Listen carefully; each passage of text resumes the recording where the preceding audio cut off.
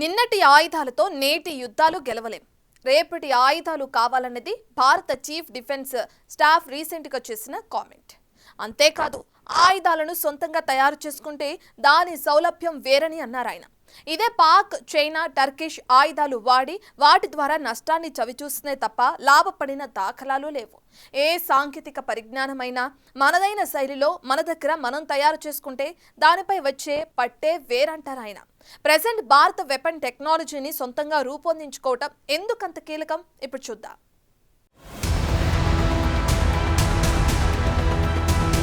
ఆకాష్ని upgrade చేయటంలో తన సొంత టెక్నాలజీనే ఎక్కువగా వాడింది భారత్. కారణం ఏంటంటే ఓన్ టెక్నాలజీ ఉంటే దాని సర్వీసింగ్ స్పేర్ పార్ట్స్ కోసం ఇతరులపై ఆధారపడాల్సిన అవసరం లేదు. ప్రస్తుతం భారత్ దగ్గర ఉన్న ఆయుధాల్లో అత్యధిక శాతం రష్యావి, ఆ తరువాత ఫ్రెంచ్, ఆపై ఇజ్రాయెల్. ఇక్కడ సమస్య ఏంటంటే ఏదైనా రిపేర్ వస్తే అందుకోసం ఇతరులపై ఆధారపడాల్సి ఉంటుంది. మన దగ్గర ఇప్పటికీ రష్యన్ ఆయుధాలే ఎక్కువ. స్పేర్ పార్ట్స్ కోసం ఆ దేశం పైన ఆధారపడాల్సి ఉంటుంది. దానికి తోడు రష్యా చూస్తే ప్రస్తుతం ఉక్రెయిన్ యుద్ధంలో తలమునకలుగా ఉంది. ఈ సమయంలో ఆ దేశం నుంచి సాయం ఆశించడం ఒకంత కష్టమే. అయినప్పటికీ రష్యా తామెంత యుద్ధంలో ఉన్నా ఇటు చమురు, అటు ఇతర ఆయుధ సాంకేతిక సాయం చేస్తూనే ఉంది. అది మరో దేశమైతే ఇంత యుద్ధంలో ఉండగా స్పందించటం కష్టమే.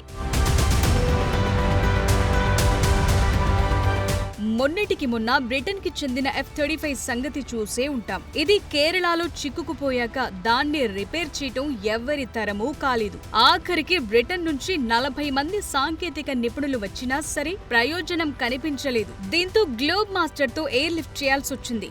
F-35 లాంటి ఫైటర్ జెట్స్ ఒక నట్టు విప్పాలన్నా అందుకంటూ ఒక కోడ్ ఉంటుంది. అంత క్రిటికల్ గా ఉంటుంది. జస్ట్ ఆ ఫైటర్ జెట్ కేరళలో ఆగటం వల్ల ఇటు ఎయిర్పోర్ట్ మెయింటెనెన్స్ ఫీజ్ తో పాటు బ్రిటన్ కి లిఫ్ట్ చేయటానికి ఎంతో ఖర్చయి ఉంటుంది. అది యుఎస్ మేడ్ జెట్ కావటంతో రిపేర్ కి ఎంత ఖర్చవుతుందో చెప్పలేమంటారు నిపుణులు. ఆయుధాల మెయింటెనెన్స్ కావచ్చు, వాటి వినియోగం కావచ్చు, ఆ స్థాయిలో ఖర్చుతో కూడుకుని ఉంటాయి. అత్యంత కఠినతరంగా ఉంటాయి.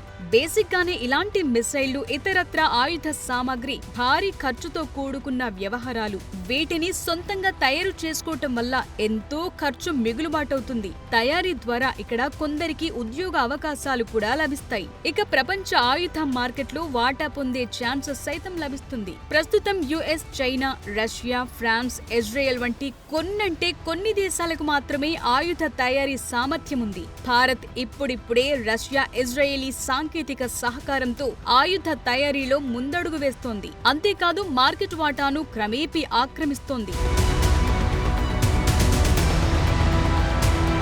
మొన్న చైనా ప్రత్యర్థి దేశాల విద్యుత్ సరఫరా నిర్వీర్యం చేసే సామర్థ్యం గల ఆయుధాలను తయారు చేసింది. మనం అంతటి అడ్వాన్స్డ్ టెక్నాలజీని అడాప్ట్ చేసుకోవాల్సి ఉంది. ప్రస్తుతం Israel, US iron, gold drome వంటి సరికొత్త సాంకేతిక సైనిక సామర్థ్యాన్ని కలిగి ఉన్నాయి. ఇక ఇజ్రాయెల్ లేజర్ టెక్నాలజీతో డ్రోన్లు, ఫైటర్ జెట్లను కూల్చే సామర్థ్యం సొంతం చేసుకుంది. ప్రపంచ దేశాలు ప్రస్తుతం సైనిక పరంగా, ఆయుధ సామర్థ్యం పరంగా మున్ముందుకు వెళుతున్నాయి. ఈ క్రమంలో భారత్ తనదైన ఆయుధ సామర్థ్యాన్ని నానాటికి పెంచుకుంటూ పోవటం వల్ల మాత్రమే సరికొత్త ప్రపంచ నాయకత్వం అలవడుతోంది. గ్లోబల్ సౌత్ లీడర్షిప్ కి మార్గం సుగమమవుతుంది. వచ్చే రోజుల్లో అమెరికా ఒంటెత్తు పోకడల కారణంగా ప్రపంచం రెండుగా చీలిపోయే ప్రమాదం కనిపిస్తోంది. మొన్నటికి మొన్న యుఎస్, రష్యన్ ఆయిల్ కొనే దేశాలైన భారత్, చైనా, ఇతర ఆఫ్రికన్ కంట్రీస్ పై 500% సుంకాలు విధిస్తానని భయపడుతోంది. ఇప్పుడు కూడా భారత ఆటోమొబైల్ విడిభాగాలపై కూడా పన్నులు విధించడానికి సిద్ధపడుతోంది. ఈ క్రమంలో చూస్తే అమెరికా ప్రపంచ వ్యతిరేకతను పెద్ద ఎత్తున మూటగట్టుకుంటోంది. సరిగ్గా ఈ సమయంలో భారత్ అన్ని రకాలుగా అర్హతలను సంపాదించడం వల్ల ప్రపంచ నాయకత్వానికి మరింత దగ్గర కావచ్చని అంటారు నిపుణులు. ప్రస్తుతం అమెరికా ప్రపంచాన్ని ఇంతగా శాసించగలగటానికి ఆ దేశానికున్న ఆయుధ సామర్థ్యమే. దీంతోనే అమెరికా పెద్దన్న పాత్ర పోషిస్తోంది. ఎక్కడ ఏ యుద్ధం జరగని అక్కడ ప్రముఖంగా కనిపించేది అమెరికన్ ఆర్మీ, ఆపై యుఎస్ మేడ్ వెపనరీ.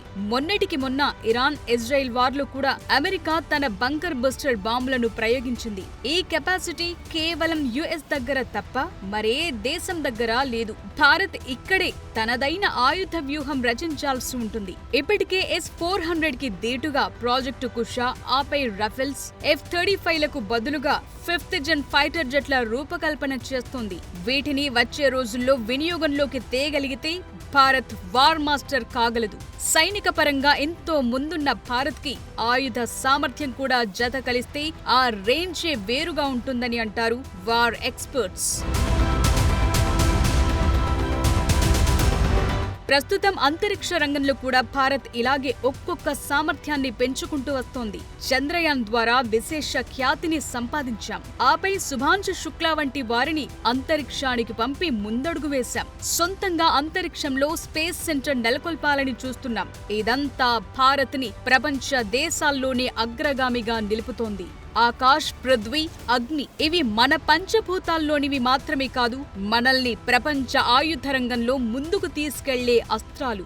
యుద్ధమనే ఈ చదరంగంలో పాక్, చైనాలకు చెక్ పెట్టే పావులు. మొన్న పరాయి ఆయుధాలను వాడి పాక్ ఎలా చతికిలబడిందో చూసే ఉంటాం. చైనా ఎంత ఆధునిక ఆయుధ సంపత్తిని ఇచ్చినా దాన్ని వాడటం చేతగాక పాక్ వెనకబడ్డం గమనించే ఉంటాం. దీని ద్వారా తెలిసిందేంటంటే ఆయుధాలుండటం ముఖ్యం కాదు, వాటి వాడకం అత్యంత కీలకం. అలా జరగాలంటే వాటిని సొంతంగా తయారు చేసుకోవటం ఆవశ్యమంటారు Indian defence staff chief Anil Chauhan.